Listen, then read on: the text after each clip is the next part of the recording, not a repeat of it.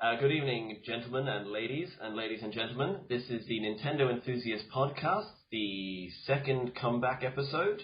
My name is Cubits, aka Charles Duffield. That's an alias I've been going with for 29 years now. Joining me today is Manavelli 1, Matt Costello, and Juegos Magicos, aka Alejandro. That's me. Alex is fine. We'll go with Alex. Okay. Alex, cool. Charles, hello. Good evening, sir. Good evening to you both. Buenas Ready for noches. another exciting podcast? Buenas noches. Ready for another exciting podcast. And quite a bit's happened in the last, 3 weeks, because we were meant to do one every 2 weeks, and we've fallen behind already. Good start. Yeah, but I mean, really and truly, there hasn't, you know what I'm saying, every 2 weeks. I would say they'll probably pick up later on. I mean, it has been kind of a slow, you know what I'm saying, a slow period here at the launch. And also, I think it's like, it's a bit like getting into a workout regime as well. Just getting into the routine is the hardest part. Once you're in it, Yep. You're good. Yep. Yeah. But we'll probably have like boozy weekends and whatever, and completely lose our plot again. Oh, yes. Well, actually, I'm looking forward to our super special community Need for Speed tournaments. Oh, are you excited? Who's excited? Raise your hand right now. I know you can't see it, but You can't see it, but there's a whole army of people behind me with their hand up. I tell you what, man. I mean, the pouring out of support that we've gotten from our forum. I mean, really and truly, though. I mean, Alex just putting together our list for Day 1 Monster Hunter and Day 1 Need for Speed is like freaking crazy good. And then Skinny Guy, who wrote the editorial on the front page about Need for Speed, he said, we were just talking about it the other day. He said, do you want to race against, you know, the Nintendo Enthusiast guys? He said, we're going to have tournaments. Hadn't even talked to him about it, but it had already been on my mind. And, you know, I started just pouring out my thoughts in that forum thread, and we're going to have some. I'm very excited about the tournaments that I'm going to put out there for us.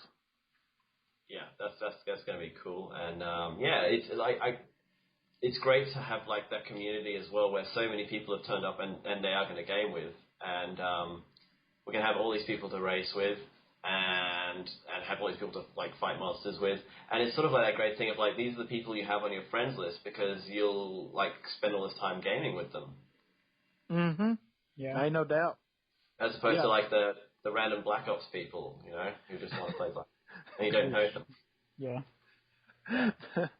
The other night, me and Alex, we were sitting in a pregame lobby, and we were sitting there talking for a minute, and some random guy just showed up, and I said, Alex, have you been accepting friend requests from just random people again? He said, man, I've really got to go through this list and start knocking people out of here. No, the best part was how we sat there quietly for like half a minute or like a whole minute.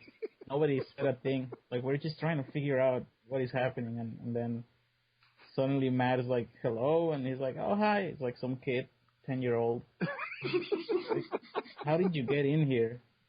I followed one of you guys. Oh, please get out. Yeah, his mom bought the game for him. Yes. Hey, Alex, whenever we were sitting there silent, be honest with me. I'll be honest with you. Whenever we were sitting there silent, were you looking through your friends list to see if he was your friend or my friend? No, I was just waiting to see what happened. I was just waiting to see how these events were going to unfold. Oh, that was good, because I was sitting there looking through my friends list the whole time, and I was like, okay, he followed one of us. Let me see if he's on my list, which I don't think he is. So, anyways, that was pretty funny. So, I guess we can move from this subject about Need for Speed and things into the update from Capcom about Monster Hunter Unlimited, Ultimates. That's the one. It's now got unlimited, server roaming. Apparently, the game's coming out on the 20th or something this month, around there, depending on where you are. And in April, I think they said they were going to open up the servers worldwide. Yes. I think it's 30 days after launch. Ain't that right? 30 days after launch?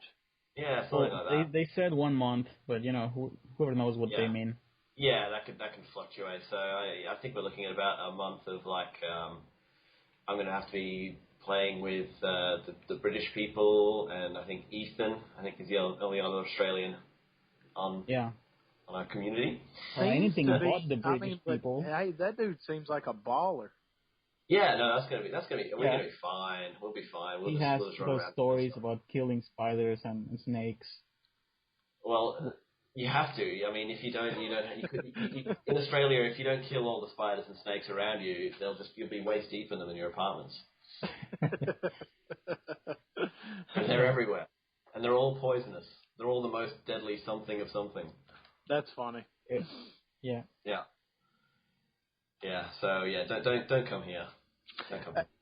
It was funny the other day. I was trying to remember. I know that we have actually 5 Aussies on the site, and I couldn't remember the 5th one. And he said, "Don't worry about it." He said, "If you can't remember him, he's dead already because everything around here can kill you."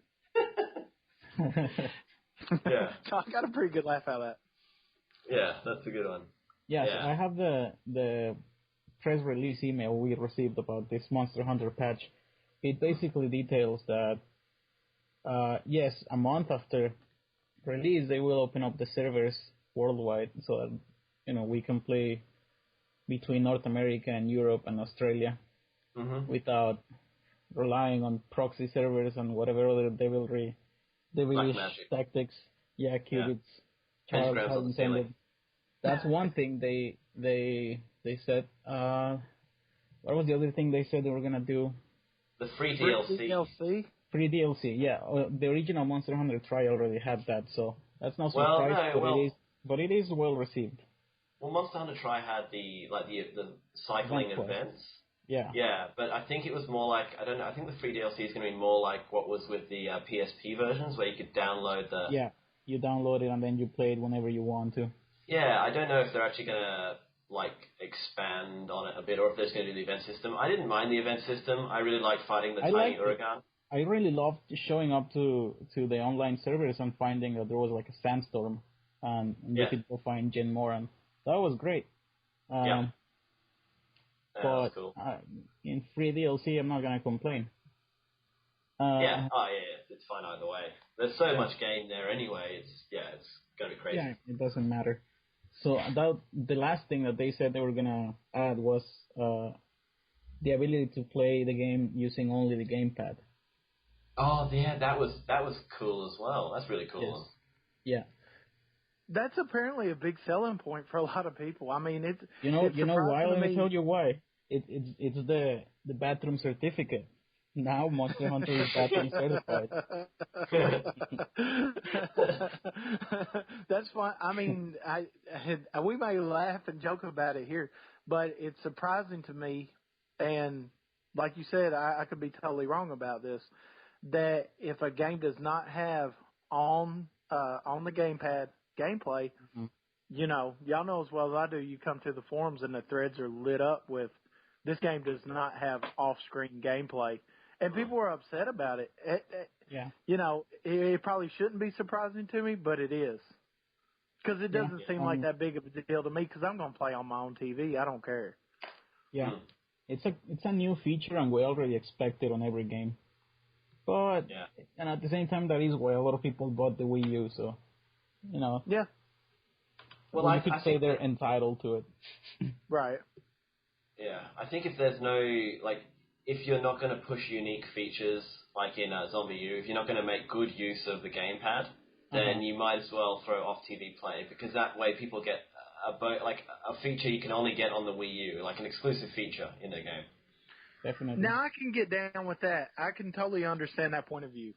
I'm 100% with that, because I agree. I mean, I love the features that are in Zombie U. You know what I'm saying? It does make awesome use of the gamepad, and that is what you want to do. So I can understand that. Yeah.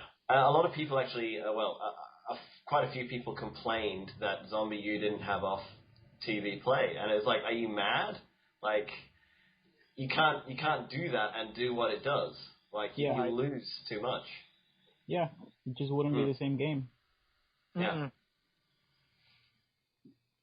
No, not at all. I mean, and and that's actually pretty funny because I mean, a lot of the time you are looking down at your screen. You're going through your backpack and things like that. Yeah. That's actually what builds the tension, in that game. I mean, as you're looking down, you're glancing up to make sure that there's not a zombie right in front of you that just came out of nowhere.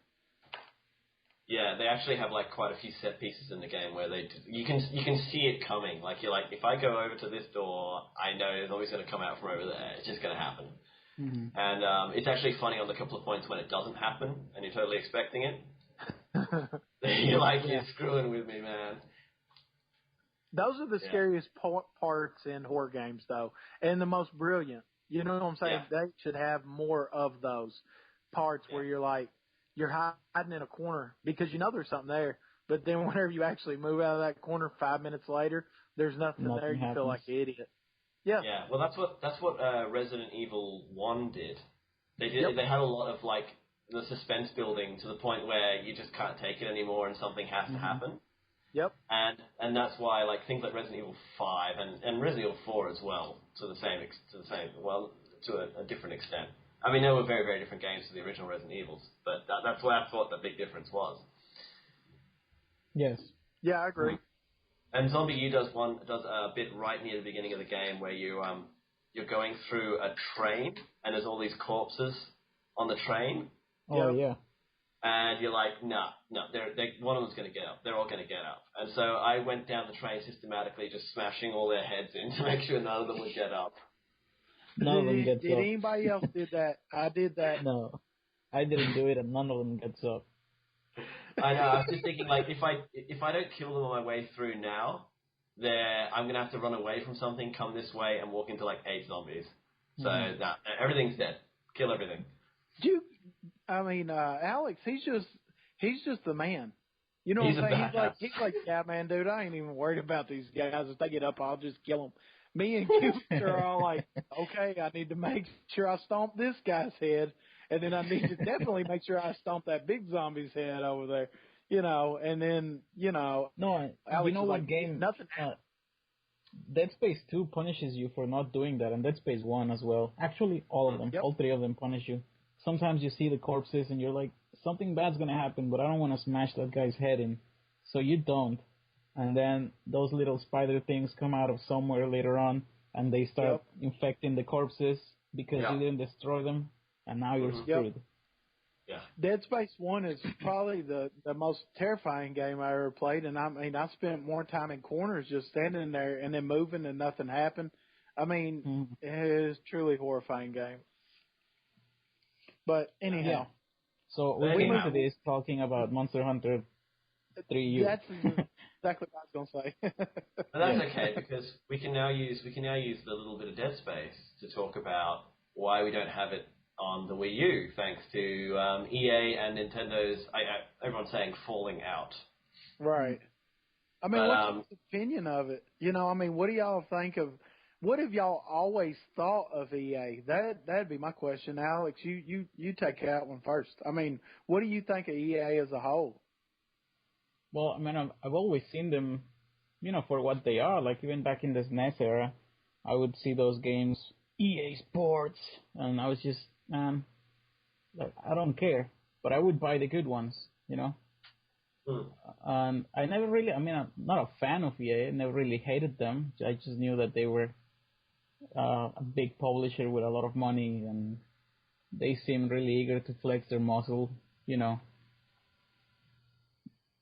They're just like, I dislike a bunch of stuff about them, but they're kind of like, I accept them for being kind of like the big muscle bad guy in the video games industry. Right. What do you think about them, Charles? Okay, well, I love a few of the franchises they've nurtured over the time. I also think that EA has a lot to do with, on the Wii especially, they pretty much brought sports games back to my attention. Things like Grand Slam Tennis, I really, really enjoyed. It was basically like Wii Sports Tennis for adults. Like it had depth to it. You could move your own character. The swing mechanics were fantastic. I really, really enjoyed that game. Even had online multiplayer, although there was like some glitches that people exploited. Whatever. Tiger Woods on the Wii. I mean, that totally fixed golf games. I enjoyed it a lot. I bought it. Yeah. I mean, yeah, especially the last one they did was phenomenal. Like, was it 12 or what? They renamed it actually. It was called something else. Something PGA Masters or something. Yeah, the swing mechanics are amazing. I can't imagine anyone playing that way and then going back to using a thumbstick to play golf. That's ridiculous. And so when EA recently announced that they weren't doing a Tiger Woods for the Wii U this year, I thought that was a bit crap, considering they could bring across their Wii know-how with the remote, and then they could just import all of the assets from the PS360 version. It's like no work. Yeah, no, I'm with you on that. I mean, especially after seeing y'all remember the demo? Let's see, E3 2011. Yeah, where they showed the golf. Yeah, whenever they had the ball down on the the Wii pad, and then they shoveled it out with the Wiimote. I mean, that was I was just looking at that like, oh my God, that's gonna be freaking awesome. Because I think a lot of the time into even the Wii Sports golf. I think a lot of the time into it. And my thing about EA, and I understand that you don't want a big third-party publisher like that not on your console. Myself personally, as far as EA goes, which obviously Need for Speed's high on my list. I'm really looking forward to that. Burnout would be on my list because, I mean, they still publish, for Criterion. Other than that, SSX would be on my list, but they haven't been doing that, Yeah, I mean, I can't really think of a whole lot of other things from EA that I'm just like, yeah, I'm really going to miss them on my Nintendo console. Mm-hmm. And I'm not trying to say that that we don't need the support, because obviously all the support that you get, the better it seems like in this industry. Myself as a gamer, I've never cared so much about EA that if we lost them, you know what I'm saying, it would be devastating to me. It ain't really going to affect me at all for the most part. Yeah. So one thing that I saw a person comment on the boards, not on our boards, on different boards, was how EA has actually done this with every console release before. This is nothing new, where they snub the new system for the first or first 2 years, and then they start releasing stuff once the generation is like in full motion, Yeah, they're playing it safe. Yeah, apparently they did the same thing with the original Xbox, with the GameCube, the PS2. No, I don't know about the PS2, but it could be the Vita, They say that it's the death of the Dreamcast a lot of people have, because they said that whenever EA pulled support because they didn't agree with Sega's policies, that was the death of them. Myself personally, I don't know that I necessarily believe that, because, you know what I'm saying, Sega never really did all that great, in my opinion. They but some people say that. Right. Yeah. It don't, it sucks, but it is what it is right now. I mean, what can you really do about it?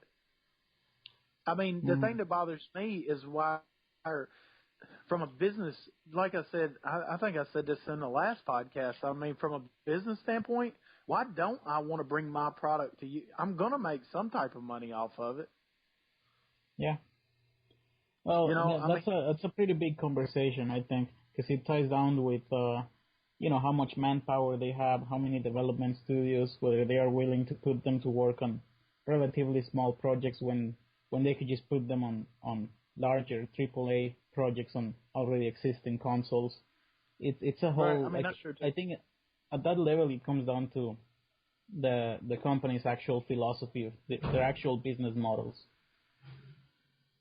Yeah, which is why you see people like Ubisoft, studios like Ubisoft, they thrive more on they're not EA, they're not Activision. They have to sort of blaze their own trails.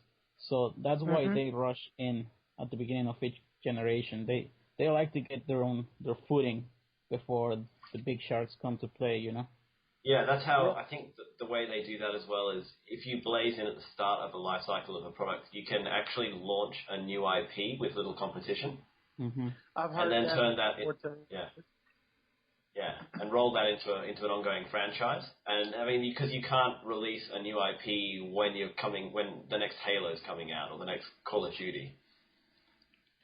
So for a big company like EA, they're saying, hey man, we're not gonna support the Wii U as of right now, even though they said earlier, whenever everything was hunky dory, that they were going to support it. Where does that leave indie games? Where does that leave indie developers?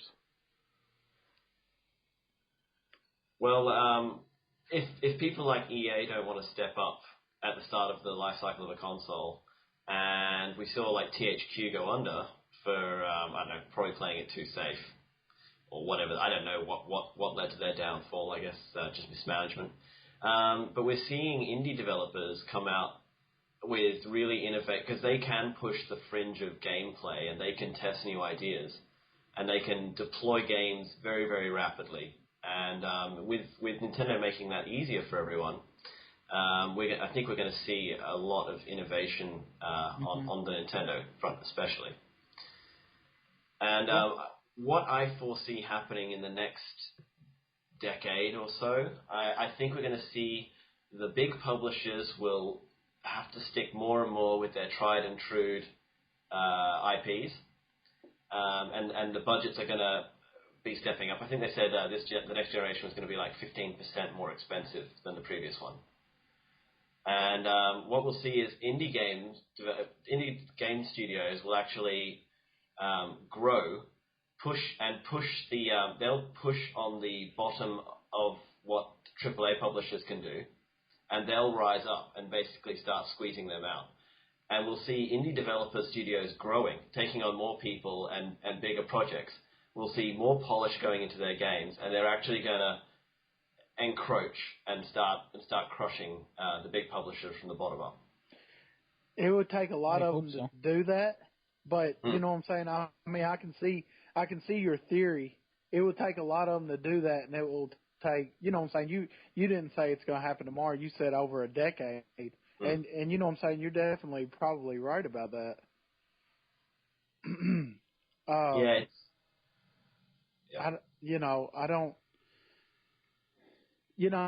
Myself personally, I think indies are going to do pretty well, it looks like to me, on Nintendo consoles this go around. Yeah, it's pretty cool. They're doing pretty well, and I think with the Wii U gamepad allows them, like, it's basically saying, here guys, have some new toys, because these people are already pushing the boundaries of software innovation, like all the crazy gameplay ideas they come up with. So if you give them this extra tool, which I mean, the gamepad's got like everything in it. It's got like, I don't even know what the NFC is for, but hey, we've got that too. Go nuts. So they're given these massive freedoms of innovation. I think we're going to see really, really cool stuff coming out. Yeah, I think so too. And I think we've already seen a bunch of new games starting to get developed for the Wii U. We seem to get news about some new indie game coming to Wii U like every week. Yeah, what's her name? It's Emily Rogers. Emily Rogers, that's right. Yeah. She's really doing pretty well at that. It's sort of like a consultant medium sort of, I don't know, role that she has between indie developers and Nintendo and getting them hooked up. But it's an awesome relationship as far as I can tell. It's interesting because she basically forged her own. She made out her own job. You know, she said, "This is what I like to do. This is my job now." Okay. And Nintendo's like, sure. Yeah, bring them to us. Yeah, and like she's kind of like the anti-lawyer in the respect that like her job makes like everyone wins. Her job makes everyone happy. I'm good with that. Pay this woman money. Bring me games. Yeah. I'm wondering, does she get paid? That's the thing that would, you know what I'm saying? Surely to God, she's got some type of fee in there. I mean, if I was her, I would definitely have a fee. But it does make sense that she would get paid. But honestly, even if she wasn't getting paid, think of like the sort of power she has, right? That's true too. She gets to influence Nintendo. That's you and I can say that no matter how much we would get paid. Even though I want to think that this podcast is making a difference. Right. Yeah. Reggie's listening right now. Hello, Reggie. We're up to 27 now, guys. We're big boys. Yeah. I mean, yeah, heck yeah. Which that was pretty cool today too. But no, I was I don't remember who I was talking to about it, but I was thinking, well, man, if let's just say that Emily Rogers, introduced this said company to Nintendo, and her contract said, hey, if you don't sell anything, that's cool. You don't owe me anything, no biggie. But every game that your game does sell on this console, it just costs a penny. That's it. You know, if you had some kind of contract, right? What if you had like a indie developer blow up and it sold like 1 million copies? Dude, you would make $1 million just off 1 penny. Well, 1 million pennies. Yeah. You'd have 1 million pennies. Yeah. Well, I mean, that's true too. Good luck taking that to the bank. So what is 1 million penny?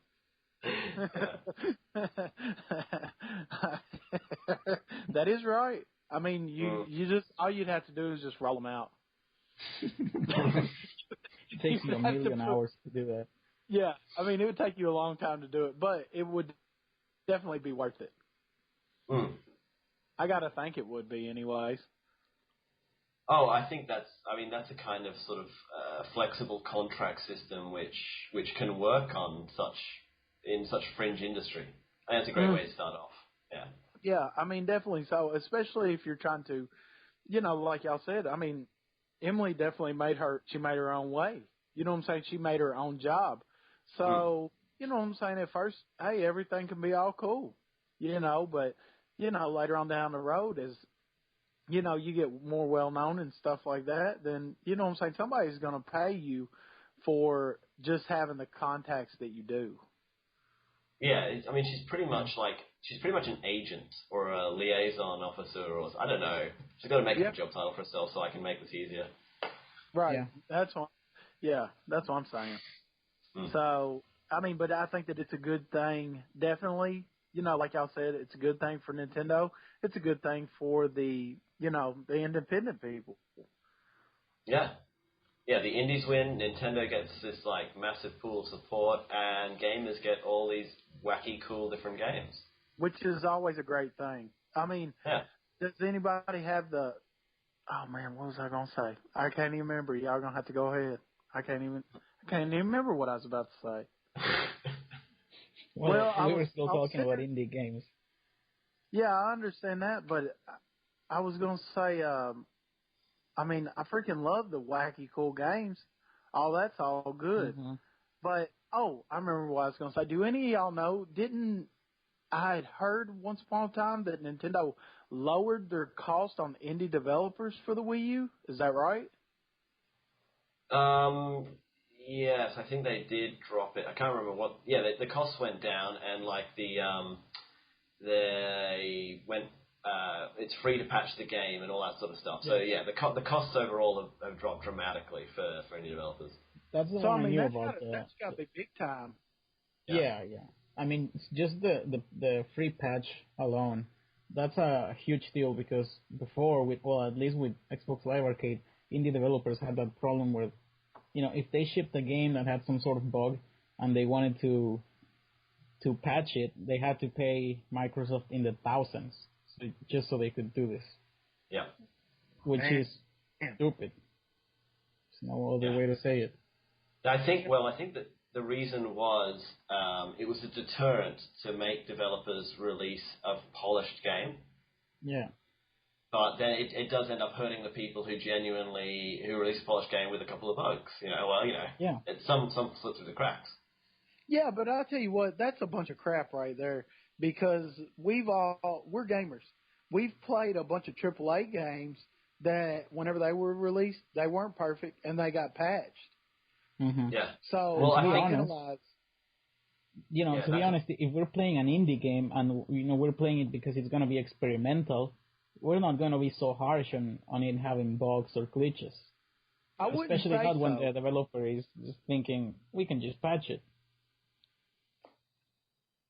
Yeah, I mean, I expect a whole lot more out of, I don't know, for lack of a better, I expect a whole lot more out of Mario than I do out of, I don't know, Cave Story. Mm. Yeah. I mean, if Cave Story has something wrong with it, hey, it is what it is. It was just a so-and-so game that cost so-and-so much off of the eShop channel. But whereas Mario, I paid $60 for that Joker and had it pre-ordered for 2 months. Yeah. You know what I'm saying? From the minute that I heard that it was released, if it comes out and it's got a bug in it, hey, I'm mad about that. My Skyward Sword, it's going on with that right now, and I'm sour. I'm sour about it. Yeah, I don't know. Yeah, I don't know what the deal with that is, but I think with a lot of other AAA titles, you see them come out with that day one patch because they've had to hit their target, they've had to hit their deadline, and it's a big and complex game.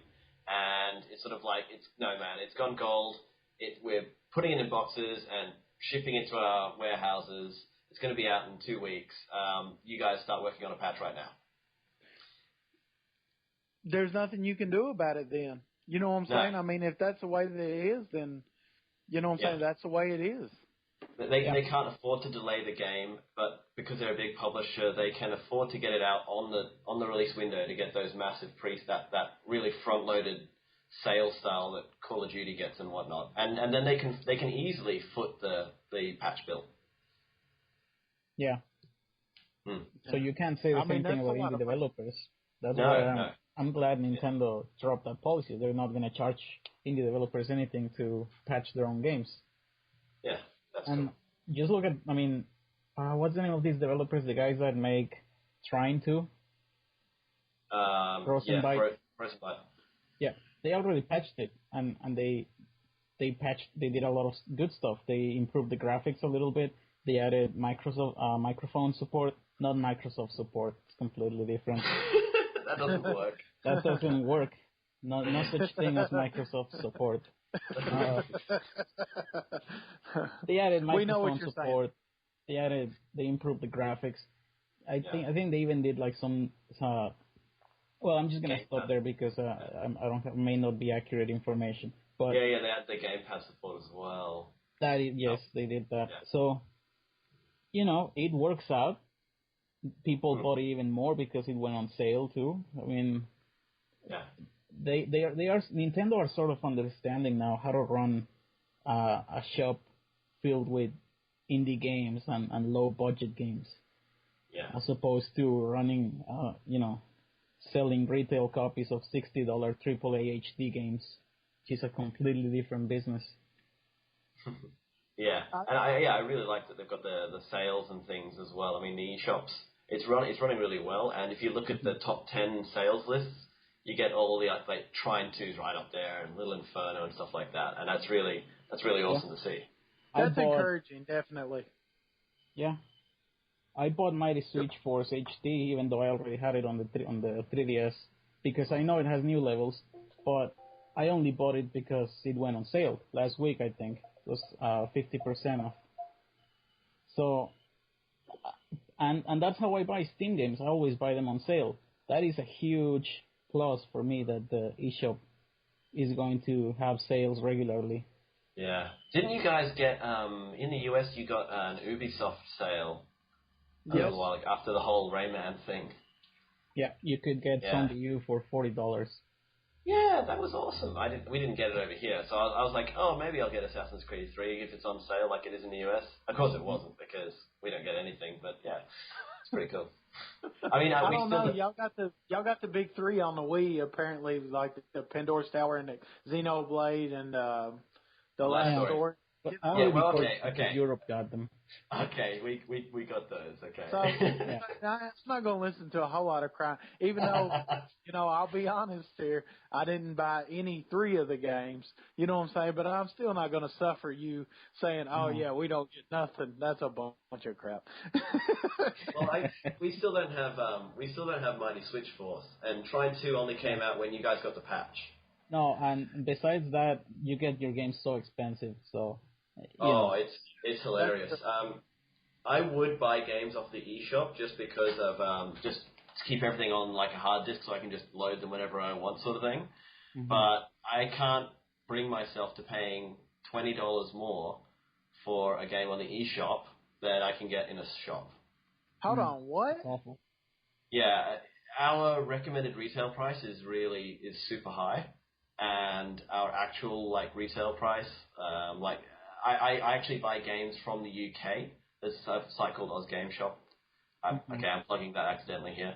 But if, I can get say I'll pay $90 for Zombie U on the shop. $90, and that's with dollar parity with America. $90 US. Okay. I can get the same game shipped from the other side of the planet for $56. So let me ask you this. The thing that's got me confused is how much. So you're saying that you can go get Zombie U in the store, $90 in Australia. How much does it cost you? No. He already converted it to. Oh yeah, no. Okay, yeah. It's not okay. It's $90 in the eShop, right? It's $80 at the store down the street from me. Okay. So it's $10 cheaper to go down the road. And I'll actually get it faster than I can download. And it's $56 if I buy from the other side of the world with free shipping. Yeah. I don't want to laugh at that, but I'm sorry, dude. That's all. I mean, that's all. But I think Nintendo, I think even in the States, the eShop games will only be at parity price with what you can get in the stores, right? That's correct. They won't be. They don't get any cheaper. No, unless you get Ubisoft sale like what you was talking about earlier. If you can catch it on a sale, that's good. But I think the reason for that is, and it's the same with all of those online stores like Origin and things, is the big publishers don't want to alienate retail because then they won't be able to ship their hardware. So they have to inflate the prices of their digital copies. Okay, well now that makes sense. Yeah, that explains it. Yeah. I mean that's awful for you guys. Let's just be honest. But yeah, that makes sense. Yeah, I think that's why we're not seeing people embrace the online. Distribution. Digital distribution is being hampered by that, which is why it's only taking off on PCs really, because retailers don't have any say over PC hardware. Everyone who builds their own PCs or they buy a Dell or something, the retailers are already out of the loop. Wow. I thought we were just doing a podcast. I didn't know that we were getting a currency lesson. Well, we're actually making pretty good time. I mean, there's only one more thing that we really have to cover. Yeah, I mean that's true too. Yeah. Okay. Well, we can jump straight into that now because I think we're pretty much done here, right? Is there any other input? All good? Yeah. Okay. So the last thing to talk about here is Lego City Undercover. It's a game which, when it was first announced, was barely on my radar just because it had some Dirty Harry references in the only trailer I saw. And I thought that was pretty cool. But yeah, I haven't been a big fan of the Lego games. I've played Lego Star Wars on the DS, and it was abysmal. Because it actually broke the poly limit for the DS, which had a hard-coded poly limit. And so if you broke the limit, it just wouldn't draw some polys. So you could have an invisible character, or half the floor could be missing. It was atrocious. Yeah, so I had that, and I actually remember I bought it, played it for 2 days, took it back to the store, and demanded a refund, and ended up with I think Worms on the DS, which is So great it fun. became more like Star Wars. Yeah. That's cool. But getting back to this, Lego City Undercover, the more I see of it now, and I think this third trailer is what really turned me, which is the one that we had up on Nintendo Enthusiast. It looks really, I mean, the graphics look really clean. It looks like looking into a Lego set. Like, it genuinely looks very good despite everything being made of blocks. You know, I think it looks really good. I think the gameplay looks pretty cool. It's sort of like this real, like a light-hearted version of Grand Theft Auto, which is what Grand Theft Auto needs to do, because I think it's gotten bogged down in way too much seriousness. Right. Yes. Well, I played GTA 4 recently. I think the seriousness was what I liked, not the actual storyline, which was ass. But I mean, all the detail that they put in how the NPCs interact with you, you know, what you can do to the cars, all these things. Actually, I think the natural motion physics engine in that one. Mm-hmm. That was really impressed with that in GTA 4, especially when you got drunk. And I remember I got drunk with Roman because it was one of those stupid little quest things you have to do. And we walked out of the pub. Yeah, we walked out of the pub and collapsed against each other, and there was just these two people propping each other up like a tent. Yes. No, it's amazing with those little touches. I do hate the gameplay, the actual driving, the actual shooting and punching, all that I thought was awful. But okay, so what I was getting at is that I appreciate that seriousness of GTA in the detail, but at the same time, I do really like a game like Just Cause 2 or Sleeping Dogs. So in that same vein, I can see Lego City. I'm looking at a gameplay video right now. I think I'll get it. I don't know. It looks pretty good.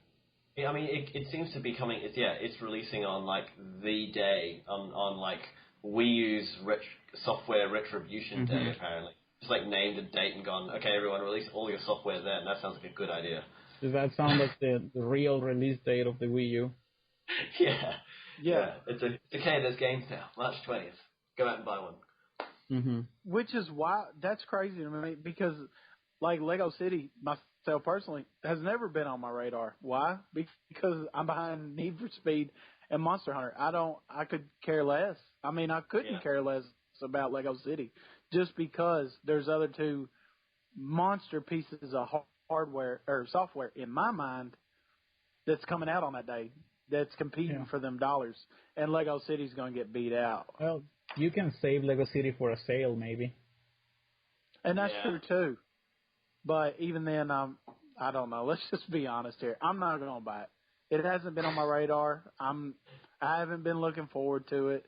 I have watched the trailers, but I don't know. If I want to play Legos, I'll play with my son. You know what I'm saying? There's just, and I'm not trying to be hard about it. I'm just being, you know what I'm saying, just honest about it. It's just something that hasn't been on my radar. Yeah. Well, that's fine. I mean, it barely was on my radar. But the one thing, actually, which might appeal here is, I don't know if you saw anything about the actual Lego sets you can get for the game. So you get, like, the little videos. Yeah, you can get the little physical Lego set with, like, the character from the game or, like, a car or something that you can use with your Lego. But it also comes with, essentially a DLC code, which unlocks, I don't know, maybe that vehicle in the game or something, like, so you can drive around in that car in the city. I don't know, something like that. It sounds really cool. How close are we to making Lego Enthusiast? So we've got we're gonna turn into like the Gizmondo, like the Gizmondo empire of stuff, where we can have like beer enthusiasts, Scotch enthusiasts, Lego enthusiasts. I don't know which we came up with enthusiast. Food enthusiast. Yeah, it'll be great. It'll be an empire.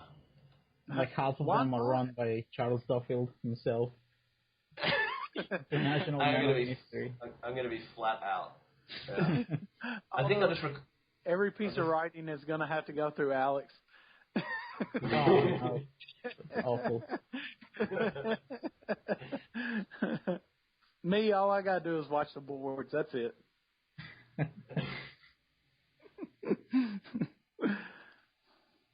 Okay. Cool. Yeah. Well, I think we've actually done really well here. I think it's like we're 45 minutes in. Yeah. So, Seems like a good time. That's bang on. That's what the boss wants. Hey, what the boss wants, the boss gets. That's what I know. That's how we roll. That's how we roll. We're doing big things. Yeah, good thing we scripted the entire episode today. Yes, I've just been reading off the screen. Reading off the script. Yeah, the whole thing, everything. What? Yeah. I am a robot, actually. I was programmed by the real Alex to be here. What are y'all reading? Because, I mean, I don't have nothing to read. I've just been, like, clicking through the Nintendo Enthusiast website. I've been watching the forums, and I've been watching just the main page. What are y'all? We thought you'd work better, like, just on improv, so we both had a script, and we didn't give you one. Yeah, I'm definitely improv active, no doubt.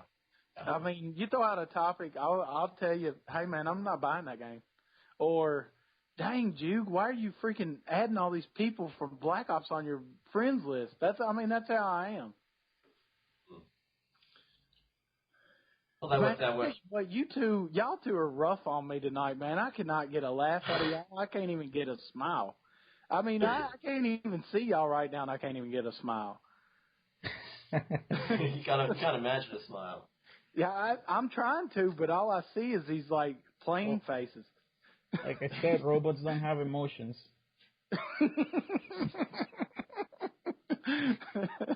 You are a wild man. You are a wild man, Alex. But no, that was, awesome. That's cool. Yeah, so we'll fix this up and edit it a little bit. And I'm gonna actually throw the intro music onto the start of this one as well. Oh, cool. I think that'll work. Runninginjam. It's pretty good. It's pretty good. It's an understatement. It's really good. Yeah, apparently he said, I'm going to use the one that he already did up, but he wants to maybe do something a bit more appropriate. So that should be pretty cool. That should be even cooler. Yeah. Throw Runninginjam out there. I mean, that's a dude in a community full of talent. Y'all come and join us. Everybody out there. I mean, we're more than welcome to have more gamers, more podcasters, more writers. I mean, more music people. It's just full of talent out there, man. I'm super, super stoked about our community. Yeah, I guess if we can get one last word in about all these things. That's been part of what I hope to do on the website is that we have a really tight-knit community of really talented people, and I think it lends itself so well to collaboration. You know, we don't have a bunch of nobodies in the forums. Not that other forums do, but I mean here you know who's who and you know what they know how to do, you know their talents. So it just makes sense that we should be collaborating more. Yeah. Well, I mean, even at that point, Alex, tell them what you was thinking about doing with your next podcast. Oh, the podcast I was going to talk about how much I hate the new Castlevania and how much I weep every night for the Castlevania franchise. Yeah, and I mean, even at that, Alex is talking about having, I'm saying, not me and Cubits on there, but actually 3 other guys that are big-time Castlevania fans. That's their specialty. Mm-hmm. You know what I'm saying? That's what you get out of this community. Yes. Ripple-Make in particular, he's been fighting the good fight in the boards because he also disagrees completely with the direction that the Castlevania franchise has gone in. So I hope to have him on the next one. Not this one, but a separate, smaller one. Yeah. That's cool. Yeah. I mean, it's definitely a unique community, and anybody that would like to join, we'd definitely like to have you. I mean, full of game. That's the thing. Probably my personal favorite thing about the community is it's full of gamers. That's all I want to do. I want to play games. I like talking about games, but at the end of the day, I just want to play with everybody, and for us to have so many comments on the Need for Speed tournament thread, that's just a working title right now. Just throwing out ideas out there and for everybody to be excited about it. You know what I'm saying? I mean, we've got 13 people getting it on day one. You know, I mean, we've got enough for a tournament on the first day, which I would never do that because everybody needs time to get used to it. But, you know, I mean, it's freaking awesome being on a forum that's full of just gamers. Yep. Yep, that's pretty much it. I mean, we've got yeah, it's like everyone's a gamer, but we also have like Runninginjam, who's a sound guy, and we have Short, who's like an awesome artist. He's done the banner at the top of our forum thing there. It's really cool. Yep. And then we've got all these guys who like know. I mean, like Major Blitter is like he's a lovely critic and knows his stuff about first-person shooter games and things. Yep. We've got like all the guys who know Castlevania and Alaska Gamer who knows everything. AG, that is an understatement. Yes. AG is a true American beast. I at least got to put that plug in there. That guy is amazing. Yeah, and he's doing like reviews for Gaming Enthusiast as well. That man knows his Metal Gear and all that stuff, and his Platinum games as well. He's really into that. That's really cool because I really enjoy Platinum games. Great writers. I mean, y'all check out the Zombie U. That's which one I'm gonna plug. On the front page, check out the Zombie U Game of the Year Nintendo Enthusiast for the Wii U. I mean, that's an awesome article. Yeah, I really like that one. I also really like Menash's recent editorials. Like, he's on fire. Yes. Yes. Yeah. He's writing good stuff. Yeah, and we're 27th now out of 9,500, so awesome. On our way to the top. On our way to... Right now. You can't see it, but I'm throwing a thumbs up. Yeah, and with one up out of our way, that's one fewer obstacles to number one. I don't even know if you can laugh about that, but I am. I don't know. That's awful. Yeah, well, I don't know. Big loss, and especially I think a bigger loss is GameSpy going that way. Although GameSpy. Well, for me, like not GameSpy in particular. I mean, GameSpy used to they powered all of the online games in the late '90s and stuff. It's like crazy big, and for me, it was Planet Half-Life was where like the whole world came together to make cool games. Oh. It was like indie gaming before indie gaming took off in Steam and stuff, which is like everything came out of that. And things like Natural Selection came out of Planet Half-Life, out of that community. So one up in GameSpy. I just looked up the thread on the website, and that's what it is. Them two right there. Yeah. So yeah, now we're 27, and they're out of our way. we just got to get IGN to explode, and paving the way for us. Yeah, well, we'll see what happens. We'll be happy where we're at right now. Yeah, everything's going great. We're just gonna keep doing the podcast stuff. We're gonna have great edits, like great articles and stuff from all our fantastic writers. And if you're out there listening to this and you're not a member of our community, we'll see you in there. Get in there. Get into it. We'll play some games, have some chats, and we'll see you next time.